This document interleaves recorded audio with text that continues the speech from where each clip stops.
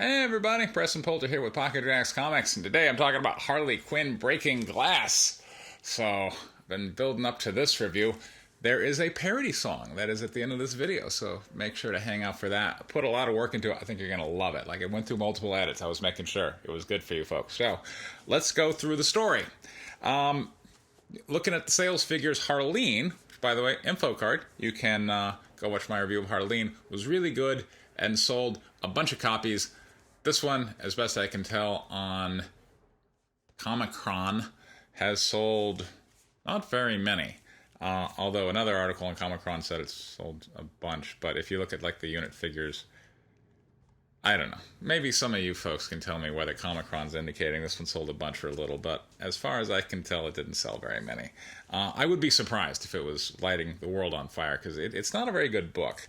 It's really bad. So what we've done, we've kind of Batwomaned it here. We got a little bit of the CW. We've taken our major characters of Poison Ivy, Harley Quinn, and the Joker, and we have reimagined them for woke teen audiences. So now Harley Quinn wears a pussy hat pretty much all the time, and she and her mother are kind of on the run from their abusive dad, who gave her a black eye because he's, those straight white men, they're such bastards. But Harley's mom says, hey, I know I got a job with a cruise line, so I'm going to deposit you here with this character called Mama, who is a drag queen in, basically New York, although of course it's Gotham. And best of luck. So that's where our story opens. Harley is going to Gotham to live with Mama, the drag queen, and enter high school. Or senior year of high school, one of those years, but it's probably senior year. And then she meets Ivy, who, the reimagined Poison Ivy, now as a black woman who's very oriented towards social justice. And, like, every page that Ivy's on, it's just whatever the woke nonsense is. And we get to see this conflict play out because Ivy is very interested in film, as is Harley, so they're in film club. This was a new aspect of the character, not formally revealed, that Poison Ivy was just huge in love with movies. But they're in film club, and the teacher of film club just will not show movies that feature a black woman director because he feels that black women have not resolved anything of merit. And, all right, so I had to, that's where I had to put the book down and go, all right, wait a minute, what? Because, look, first off, how many high schools are there nationwide that have a film club in them, with like teacher involvement and the whole thing? I'm going to say, probably not that many.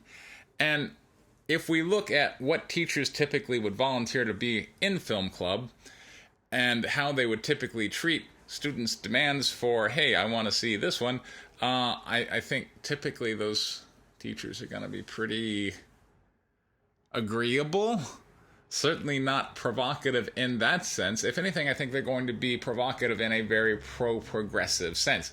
And look, I had a daughter go through Los Angeles United School District with a very active theater program, because this is LA. This is where, rich parents are wanting their kids to go on to great things. And so the theater program, like, I saw some plays out there and they were fabulous.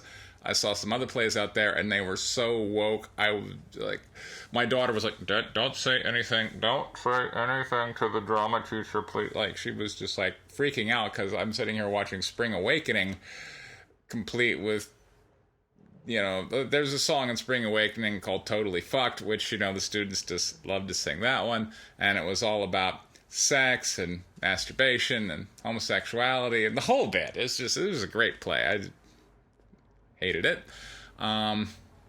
Missed rather bit of a plot. I don't want to make this into a Spring Awakening review, but it was really bad. But look, it was, of course, standing ovation because how, stunning and brave and yay. And so this portrayal of a film club teacher who is, black women contributed nothing to film. Okay, Buster. All right. Now, of course, later on in the book, it's revealed that this is our secret villain, which makes even less sense. But, all right, I don't want to get ahead of ourselves. We get to that. So, Ivy and the film club teacher are kind of at loggerheads. And so Ivy does what Ivy does, which is what the social justice people would, of course, love.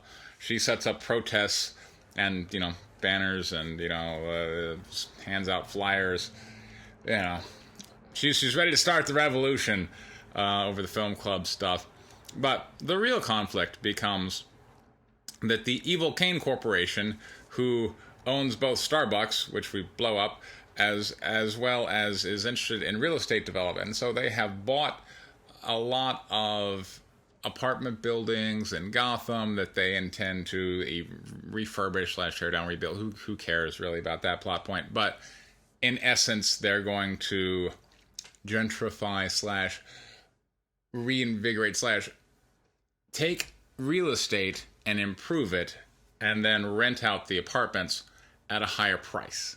And of course, this is going to displace the entire drag queen community, who, for whatever reason, seems a little, I don't know-ist to suggest that gay men can't afford high rent levels, but this entire drag queen community is now going to be displaced out to the country, and well, there's nothing more pathetic than a country-based drag queen community, and so we have to do something about this. And so Ivy is organizing a big protest, and that's when here comes Harley Quinn, and who meets up with the Joker, who blows up Kane's coffee, kind of Starbucksy thing. And then the Joker's got a plan. He's like, I know, we're sneak into Kane Corporation and essentially scramble their computers, and then that's gonna wreak havoc on them. It gets a little Fight Clubbish. So, okay, so far so good. And Harley decides this is a great idea, so she puts on the Harley Quinn costume and goes out, and the Joker's like, okay, you can sneak in because you got boobs, so go forth. She abandons that plan and instead manifests superpowers, kind of jumps through the air and knocks out 2 armed guards. The story doesn't tell us how she does that. It makes no explanation for where these powers come from, just there they are.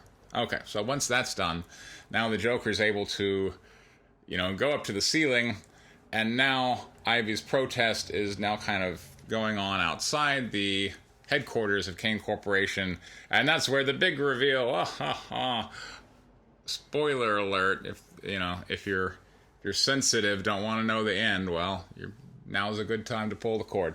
So, spoiler, Joker takes off his mask, and it turns out it's actually the heir to the Kane fortune, who is going to set off explosives that cause the sign for the Kane Corporation to come crashing down on the protesters, killing as many as possible, and leave Harley at the scene of the crime to basically take the blame. And by the way, he was masquerading as the drama teacher the whole time. Oh, quite a busy student. I'm not sure why a rich, powerful heir to, the Kane Corporation fortune decided this was a wonderful way to spend his time, but, this is not for me to figure out. Also, I gotta say, having grown up and, not having grown up, but having watched my daughter grow up in very affluent Los Angeles communities, and Gotham, let's face it, is, a very affluent New York-style community, those people who are going to inherit a bunch of money tend to be just really progressive, progressive AF. So the idea that he is just this stark departure from that, yet not towards the moral responsibility conservative thing, but instead towards just being maniacal and including blowing up a coffee shop that belongs to the corporation that he is set to inherit, it doesn't make a ton of sense. But anyway, he goes off on a zip line. Harley's able to defuse the bomb, including the one left in Ivy's garden. But then the police get them, and now they're in jail. But of course, he pulls out the white privilege card and goes, "Pardon me, ladies and gentlemen of the jury, but I was rich and white at the time," to which they go forth and send no more. But Harley, she doesn't get off so easy. She ends up in prison calling everybody booger. Booger is like her big phrase. She loves to call everybody, the people she doesn't like, booger. Whatever. But Bruce Wayne, thank God, Bruce Wayne, the straight white male, for whatever reason, takes pity on Harley Quinn's case. And I don't know how. I would say bails her out, but she's kind of been convicted. You can't just solve that problem with money. But, Bruce Wayne has connections. He gets her out of jail. And then at the end of our story of this book, she is all set up to now seek revenge against the Joker figure. So that is Harley Quinn breaking glass. Whoo, boy.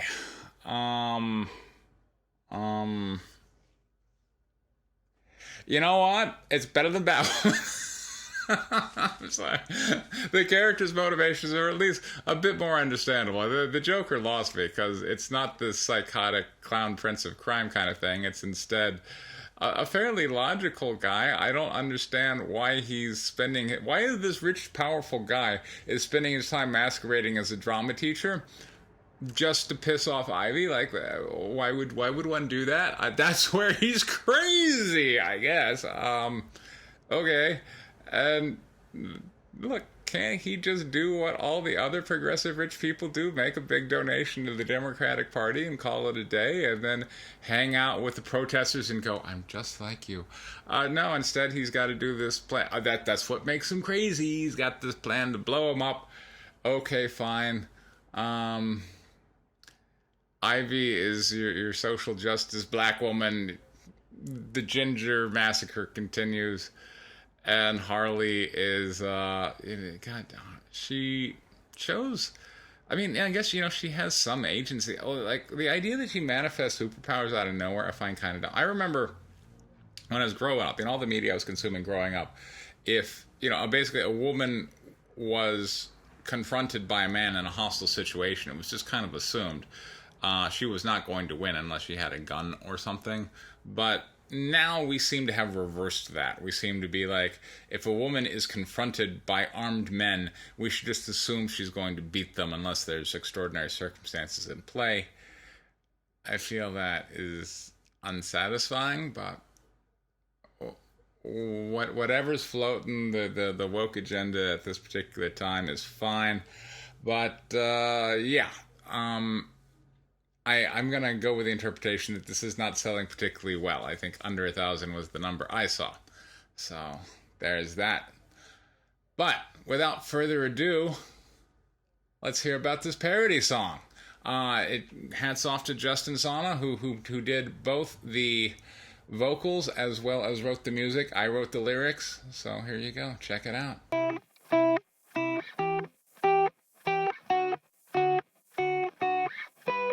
My pussy hat was there when daddy gave me a black eye. That was when I learned that straight men only make you cry. I'm down with your section, like lesbo all the way. I can't be in a toxic mess if everyone is gay. My mommy ran away for a job with a cruise line. She sent me to a drag queen, said it would turn out fine. Now mama means a gay man who's fat and lives alone. I try to just ignore it when he's getting down to bone. I don't wanna do the right thing, only wanna do the right thing, for sure. I didn't like you as a ginger, no street cred. Now I wanna spend the winter in your bed. Now I wanna spend the winter. Poison ivy or the Joker, such a tough, delicious choice, causing chaos and destruction leaves me feeling kinda nice. I broke into a building using superhuman moves. No idea how to do them. I was supposed to try my boobs. But hey, what does he trick me? The Joker is a baddie. I knew I shouldn't trust him, but I've got issues with my daddy. No training and no powers. I take down 4 men. I'm trying to feed the Joker, make up for all my sins. I don't wanna do the right thing, only wanna do the right thing, for sure. I didn't like you as a ginger, no street cred. Now I wanna spend the winter in your bed. Let's do it for the intersections. No more men and their elections. I love it when you're out protesting